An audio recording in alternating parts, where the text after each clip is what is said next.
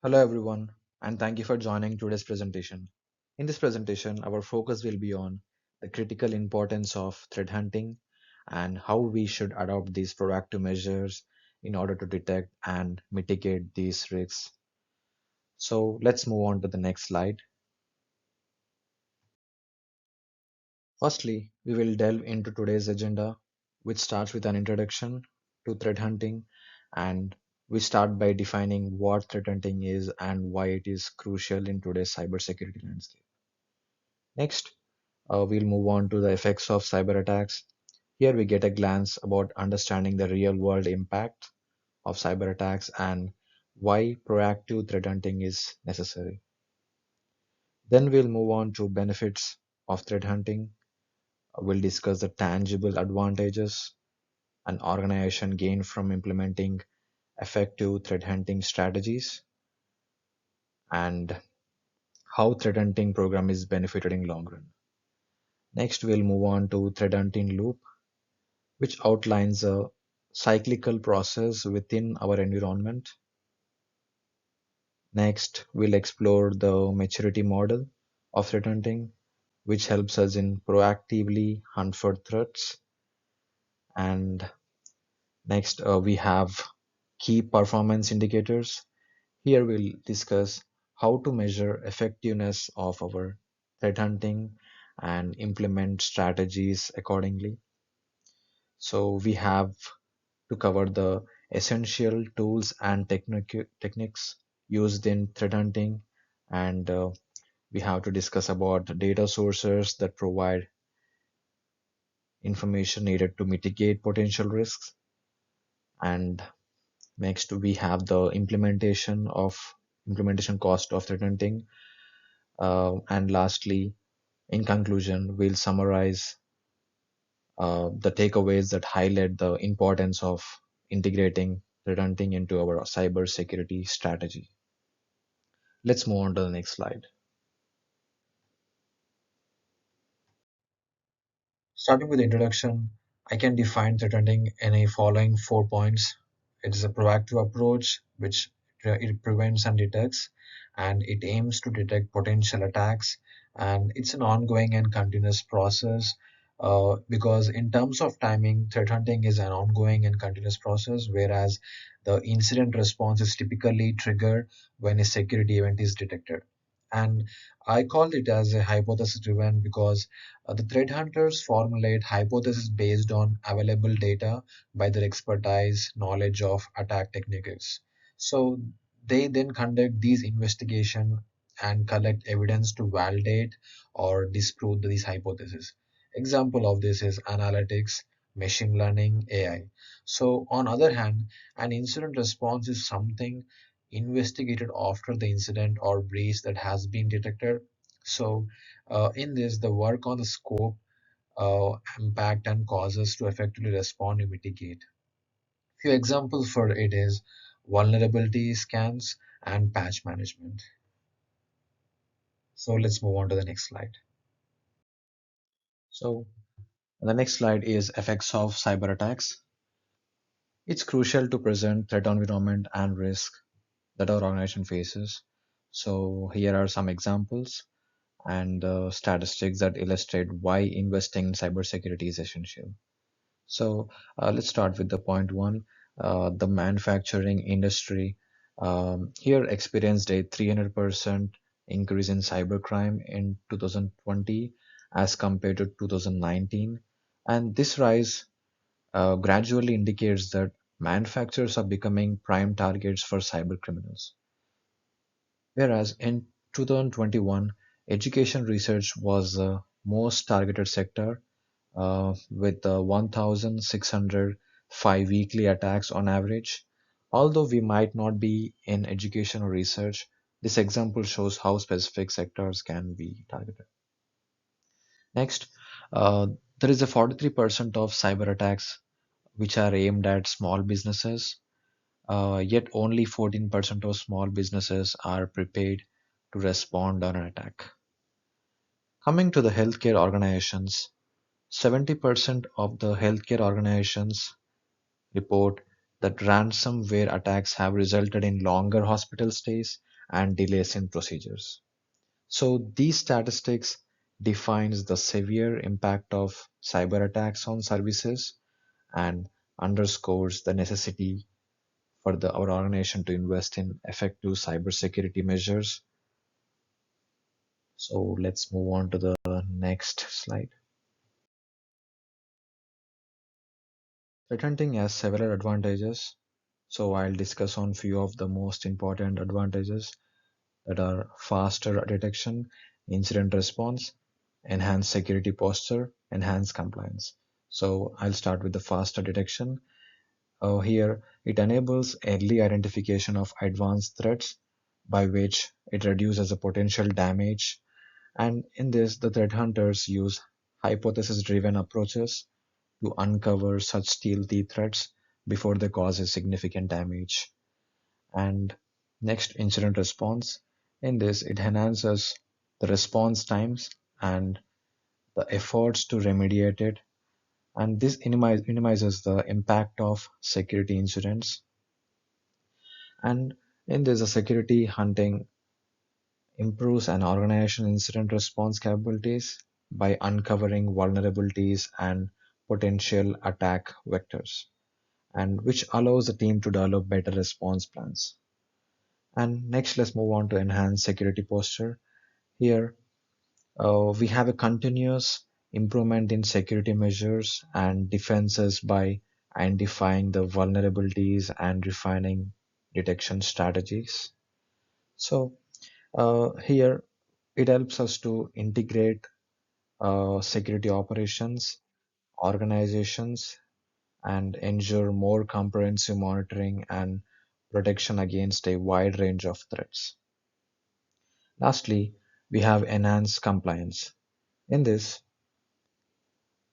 it supports compliance with regulatory requirements through the threat identification and the detailed documentation. So, by integrating these things, it helps us to maintain a state of readiness for security audits and also um, commitment to protecting the sensitive data in future. And the next one, it is cost savings. Here, we have reduced costs associated with the data breaches, extended downtime, and the resources inefficiencies by preventing and quickly mitigating the threats. So let's move on to the next slide. So threat hunting loop. Threat hunting loop is a structured and cyclical process for effective threat hunting. And in this loop, it enhances an organization's ability to detect and mitigate cyber threats accordingly. And I'll discuss about each stage. So the first one is hypothesis. This is the initial stage where it involves the potential identifying the potential malicious activity within the IT environment, and these hypotheses uh, is generated by either manually based on the threat intelligence and expert knowledge, or there is a chance of using risk algorithms and data analytics. The main goal is to identify the potential threat which may not evident through automated systems alone. So providing a starting point for a deeper investigation. Next, we have tools and technique. That is the second step of investigation. Uh, in this stage, the investigative tools and techniques are employed to test the formulated hypothesis, and these tools and techniques include or it is linked with the data analysis and visualizations, because uh, it also integrates raw data to provide a comprehensive view of the network. So the main aim is to facilitate the discovery of suspicious activities and to validate or refute the initial hypothesis through this data analysis and the facts we gain from that. And next, we'll move on to new patterns and TTPs. So here, TTPs stand for tactics, techniques, and procedures. And this step is also called as discovery. And here, the main focus is like identifying the patterns and adversary TTPs based on insights gained from the investigating initial hypothesis. So in this, the analysts document various attack strategies and specific technique used by the adversaries, and by creating a knowledge base for future reference, because these references could act as a um, um, solution to mitigate future risks. And the main purpose of using the discovery stage is to expand and understanding of threat actors and their methods. In this, improving it helps in improving the organization's ability to detect and also respond to similar threats in the future. And the last step, as it is analytics, and here it is the final stage, involves it involves operationalizing successful detection methods and through an automated analytics. So here, creating automated processes for detecting recurrent threat patterns and workload on human analysts. So here the main aim or the purpose is to ensure continuous monitoring and detection of unknown threats, while freeing up analysts to focus on identifying and investigating new and evolving threats which may occur. So this is a very important topic, that is threat hunting maturity model, as this acts as a framework which is used to access and improve an organization's capability in conducting effective threat hunting. And it also consists of different stages or levels we call, and that organization may progress to enhance their threat hunting process. So I will explain in detail. So let's start with the first one. It is HMMO0, and here this is an initial step. At this foundational level, usually organization depends on automated uh, alerting tools and notifications to identify potential threats. So here there is a minimal human intervention, and with responses being largely reactive. So this it is not considered as a proactive approach, and the primary focus is on will be on basic monitoring and incident response. So which are already predefined by the set of rules and others. And next, we'll move on to the minimal stage. Here in this stage, the organization level begins to collect the IT data on a routine basis, and it also conducts various manual analysis of this data. So the main characteristic of this minimal stage is the threat analysis at this stage is largely driven by an external threat intelligence, um, which discovers threats which are limited, but there is a understanding threat beyond what automated alerts can provide. So the focus shifts to combining automated alerts with the basic manual analysis, which leverages threat intelligence to understand and respond to potential threats um, as follows. So let's move on to the procedural stage. At this stage, the organization implement regular and standardized threat hunting procedures. So here there is a extensive data collection and analysis, uh, because the following documented processes and methodologies. So this structured approach allows for more consistent and repeatable threat hunting activities. So in this, the main focus will be on like developing and applying standardized procedures for threat detection, and for improving the ability to uncover the threats systematically. And let's move on to the next one. The next stage is innovative.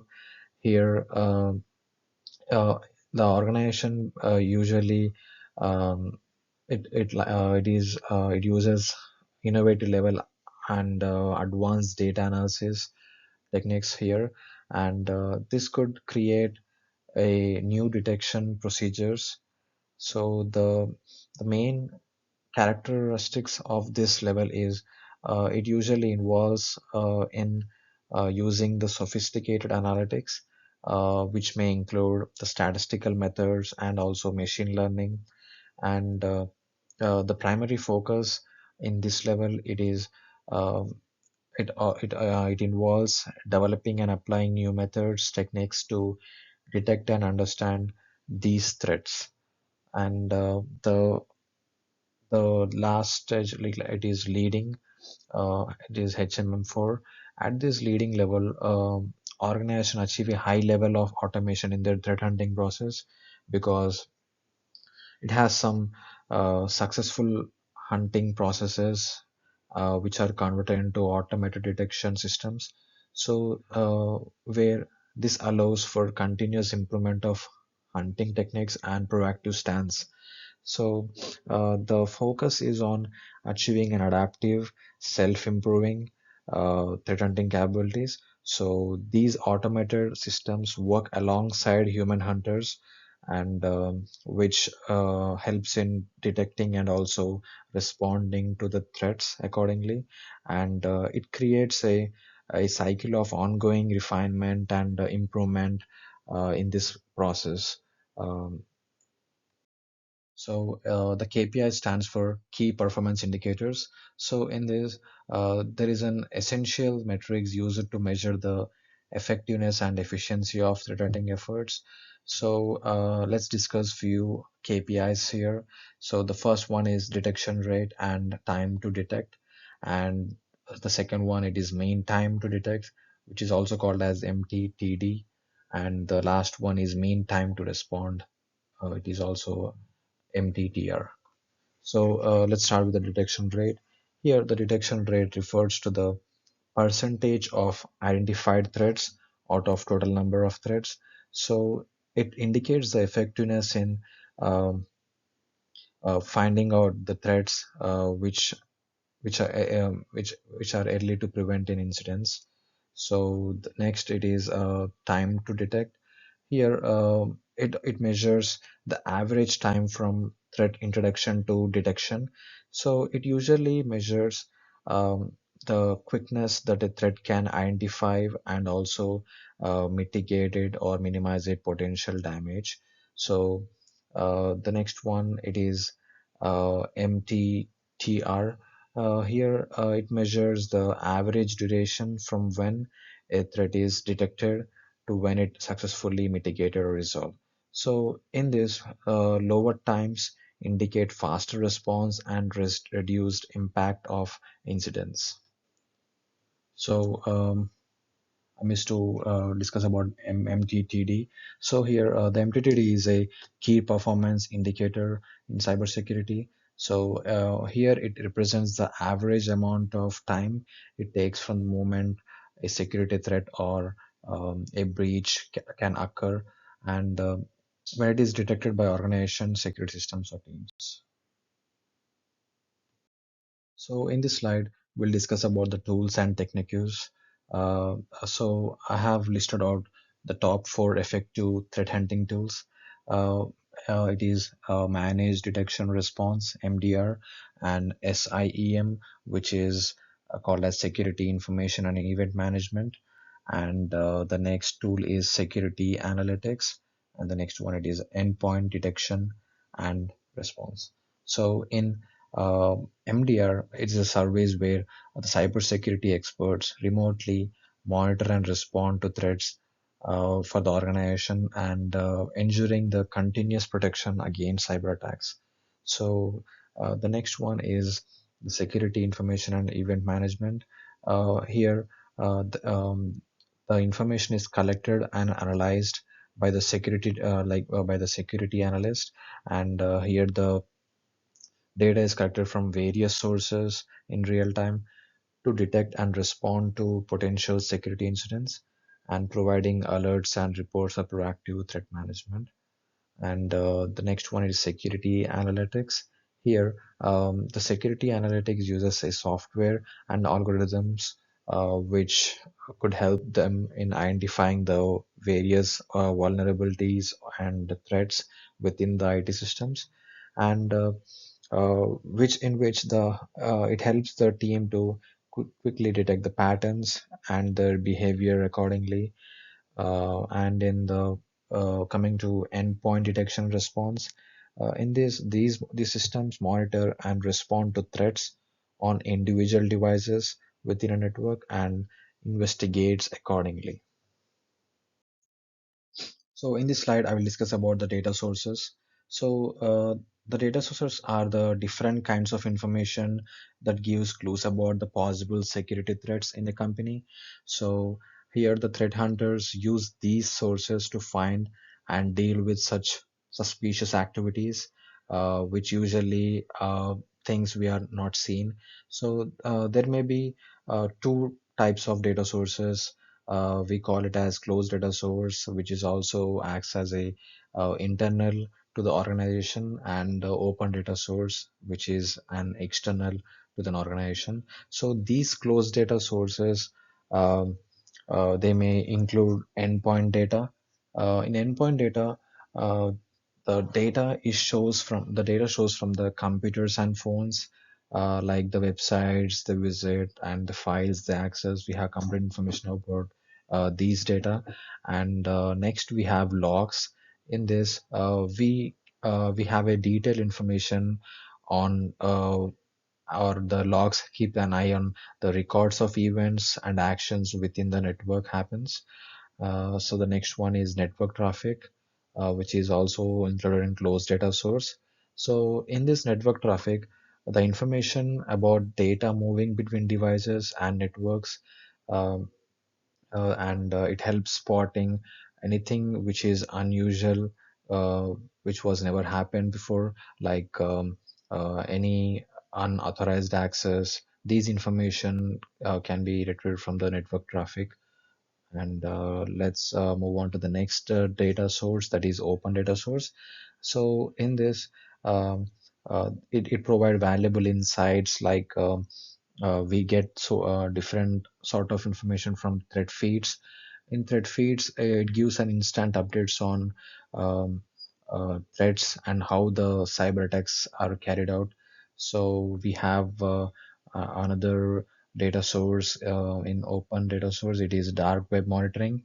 In this, the secret, I mean, they keep an eye on the secret online places to find different data sources like stolen and weaknesses, which could be which could affect us.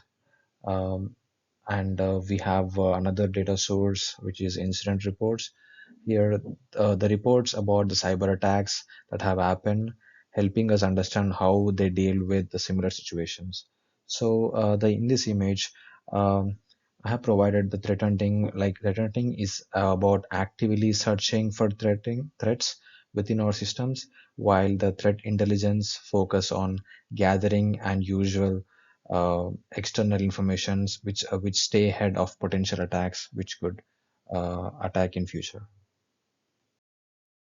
So in this slide, you can see the cost breakdown for required investment to maintain a proactive threat hunting program. So ensuring organization to effectively detect and respond to cyber threats.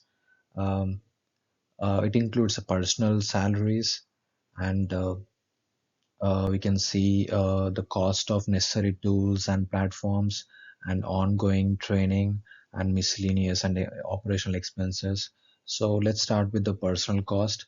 So this includes salaries and benefits for the threat hunting team, which consists of cybersecurity experts who are responsible for detecting and responding to these threats.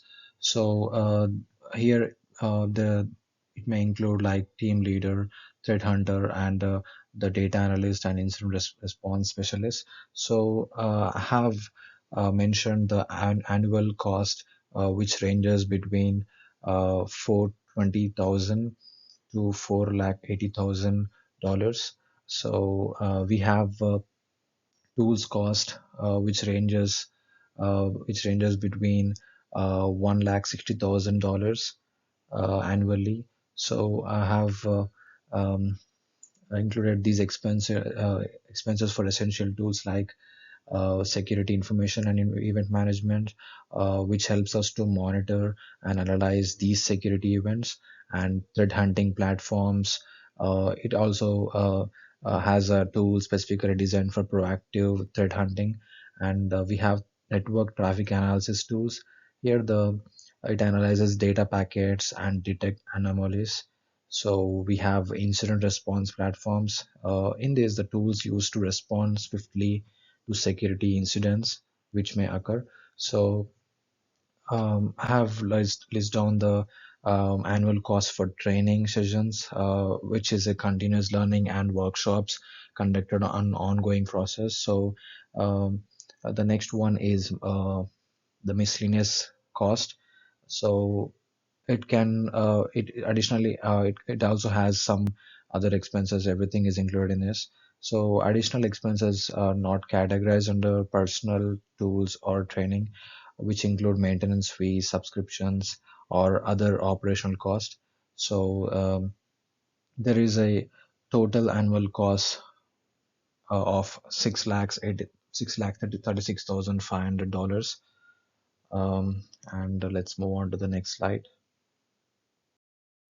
So I want to conclude that our investment in threat hunting not only fortifies cybersecurity, but also delivers substantial cost savings by preventing various cyber risks before they escalate, and which ultimately the strategic investment not only strengthens our cybersecurity posture, but also contributes to a long-term cost savings, and which enhances the stakeholders' confidence in organization and security practices further process.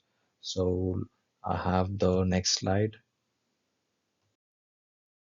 So following are the sources and references that have guided me to prepare this discussion.